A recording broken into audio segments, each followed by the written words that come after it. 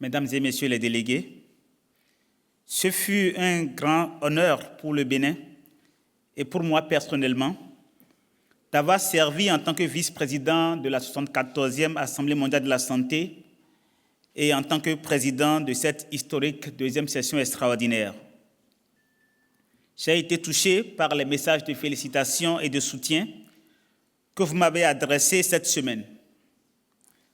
Avant d'aborder le tableau d'ensemble, permettez-moi de prendre un moment pour remercier tous ceux d'entre vous qui étiez présents dans la salle et ceux qui nous ont rejoints à distance pour leur encouragement, leur aide, leur sourire et leur collaboration dans le cadre de nos travaux.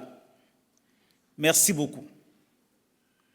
Je remercie tout particulièrement le secrétariat, l'équipe informatique, nos interprètes et le personnel de restauration qui ont tous travaillé sans relâche en notre nom, ainsi que le directeur général et son équipe de direction pour leur leadership exceptionnel.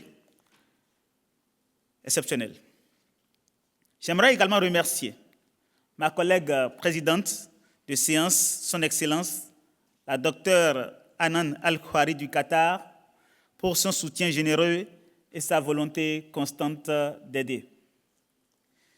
Je suis également reconnaissant à son Excellence, Madame Dechen Wangmo du Bhoutan, pour son leadership en tant que présidente de la 74e Assemblée mondiale de la santé, et je lui exprime ma solidarité car des affaires domestiques l'ont empêché de se rendre à Genève pour cette session spéciale.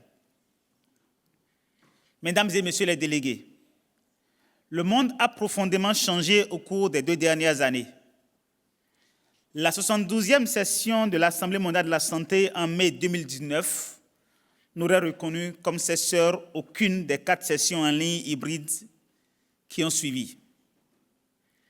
Les interactions personnelles qui rendent normalement ces événements si productifs et agréables sont désormais moins nombreuses et plus tendues, même lorsqu'elles fonctionnent dans les conditions strictes de contrôle de la transmission qui sont en place ici cette semaine. Bien entendu, la majeure partie du monde ne peut reproduire de telles conditions et par conséquent, les interactions sociales sont encore plus fortement réduites.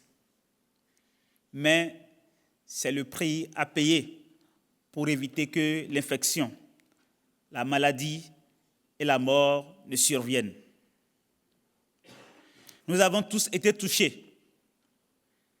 Chaque partie de notre vie a été affectée.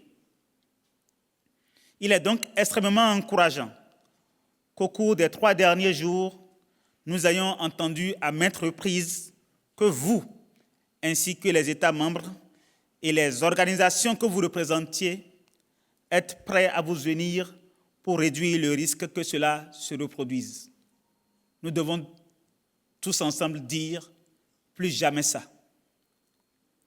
De nombreux États membres et leurs partenaires souhaitent un traité contraignant qui rendra chacun d'entre nous responsable de ses actions pour se protéger mutuellement. Nous voulons prendre soin les uns des autres, de nos enfants et de nos petits-enfants. Et nous voulons une organisation mondiale de la santé dotée des pouvoirs et des moyens financiers nécessaires pour concrétiser cette vision. Il y aura des défis à relever, bien sûr.